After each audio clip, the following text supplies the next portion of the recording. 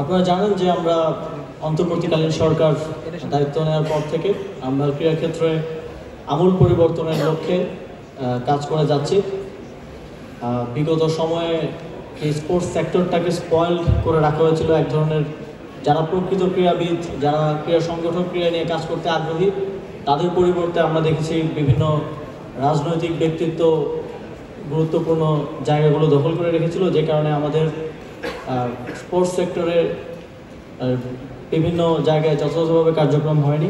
আমরা সেই জায়গাগুলো পুনর্গঠন এবং সংস্কারের লক্ষ্যে কাজ করে যাচ্ছি। সারা দেশের যত ক্রীড়া সংস্থা আছে সেগুলোকে পুনর্গঠন করা হচ্ছে। যারা প্রকৃত অর্থে স্পোর্টস নিয়ে কাজ করে ক্যাটাগরিক্যালি তাদেরকে দিয়েই সেই কমিটিগুলো পুনর্গঠন করা হচ্ছে। আমাদের স্পোর্টস ফেডারেশনগুলো পুনর্গঠনের জন্য আমাদের একটা সার্চ কমিটি দিনরাত কাজ করে যাচ্ছে, এবং একই সাথে পলিসি চেঞ্জেসটাও একই সাথে খুবই গুরুত্বপূর্ণ। সেই জায়গা থেকেও আমরা গুরুত্বপূর্ণ ফেডারেশনগুলোর যেই গঠনতন্ত্র আছে এবং একই সাথে আমাদের এনএসসির যে গাইডলাইন আছে সেখানেও পরিবর্তন আনবো, যুগোপযোগী করে গড়ে তুলব। এবং স্পোর্টসের ক্ষেত্রে যদিও আমাদের অনেক চ্যালেঞ্জ আছে, অনেক প্রায়োরিটি আছে দেশ হিসেবে, তারপরেও স্পোর্টসে বাজেটের যেই স্বল্পতা থাকে সেটি থেকে উত্তরণের জন্য আমরা আশা করছি এই অর্থ বছরেই সরকারকে আমরা অনুরোধ করেছি এবং সরকার সেটা বিবেচনা করবে এবং এই অর্থ বছরেই আমরা স্পোর্টস সেক্টরকে আরও প্রণোদনা দেওয়ার জন্য আরও বাজেটটা বৃদ্ধি করতে পারব।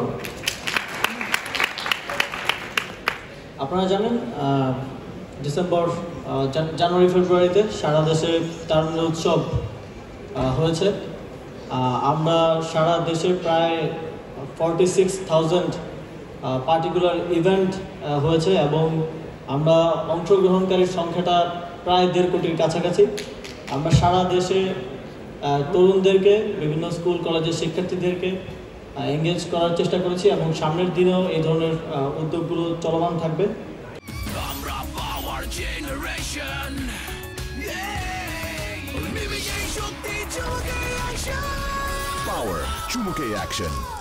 ক্রীড়া অবকাঠামো উন্নয়নের জন্য সরকার কাজ করে যাচ্ছে। ইতিমধ্যেই আমাদের মাননীয় প্রধান উপদেষ্টাকে অনুরোধ করেছিলাম, তিনি সংযুক্ত আরব আমিরাতে যখন সফরে ছিলেন তিনি সেখানে তাদের থেকে আর্থিক সহযোগিতা চেয়েছেন এবং সংযুক্ত আরব আমিরাত কর্তৃপক্ষ আমাদেরকে 8টি বিভাগে 8টি স্পোর্টস হাব প্রতিষ্ঠা করে দেওয়ার জন্য সম্মতি জ্ঞাপন করেছে।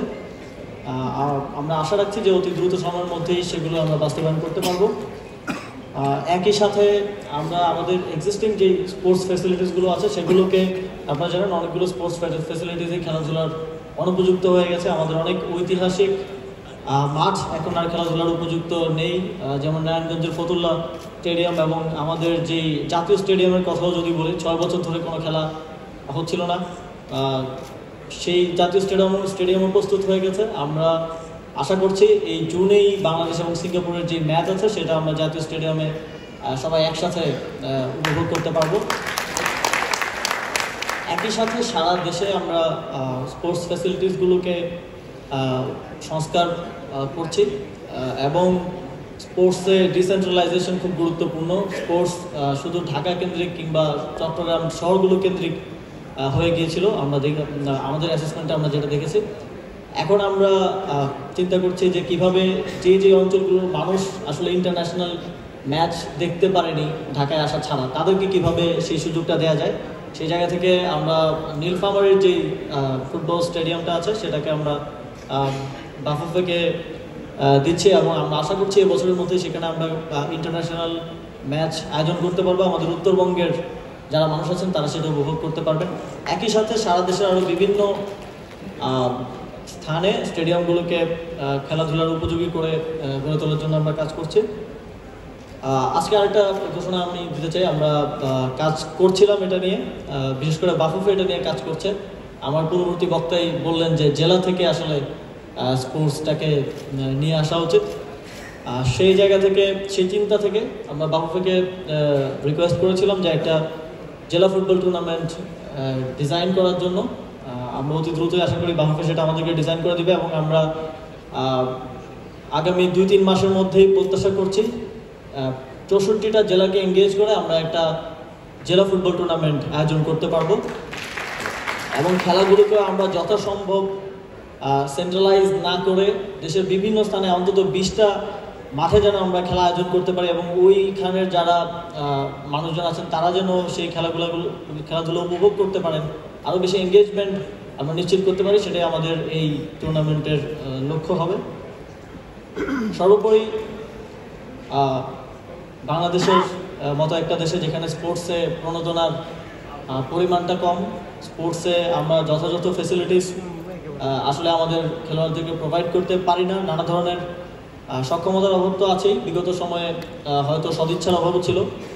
আমরা সেই জায়গা থেকে কাজ করে যাচ্ছি, স্পোর্টস ইনস্টিটিউট সহ আর অনেকগুলো উদ্যোগ আমাদের রয়েছে।